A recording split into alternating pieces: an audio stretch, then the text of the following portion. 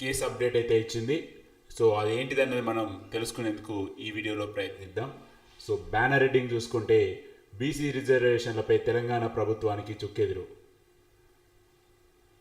ప్రభుత్వ ఎస్ఎల్పిని కొట్టివేసిన సుప్రీంకోర్టు, హైకోర్టులో తేల్చుకొని రావాలని చెప్పిన సుప్రీంకోర్టు.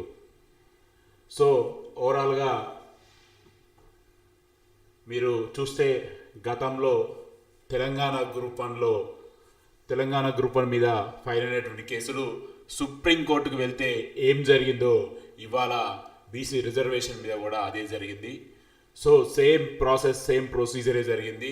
మీరు గత వారంలో గౌరవ తెలంగాణ హైకోర్టు సింగిల్ బెంచ్ ఇచ్చినటువంటి జడ్జిమెంట్ మీద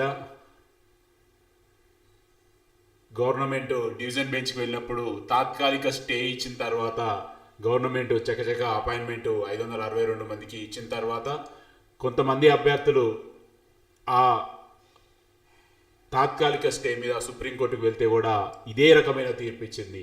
సో ఇక్కడ మీరు చూడాల్సిన ముఖ్యమైన పాయింట్ ఏంటంటే హైకోర్టు, సుప్రీంకోర్టు ఒక ప్రాపర్ ప్రొసీజర్ని ఫాలో అవుతుంది అని చెప్పడానికి నిదర్శనం.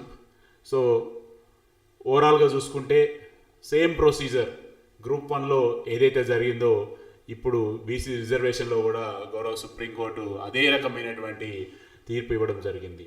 సో క్లియర్ కట్గా ప్రభుత్వం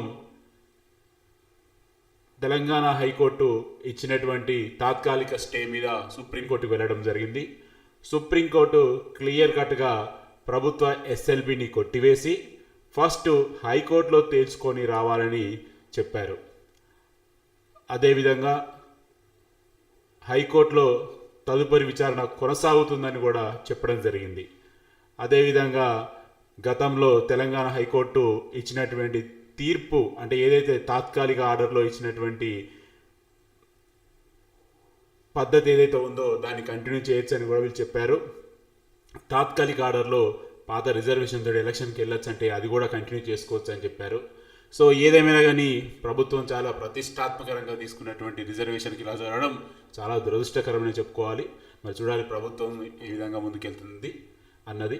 సో ఓవరాల్గా చాలామంది అభ్యర్థులు అనుకోవచ్చు గ్రూప్ వన్కి అలా జరిగింది, మరి మిగతా వాటికి ఎలా జరుగుతుందని.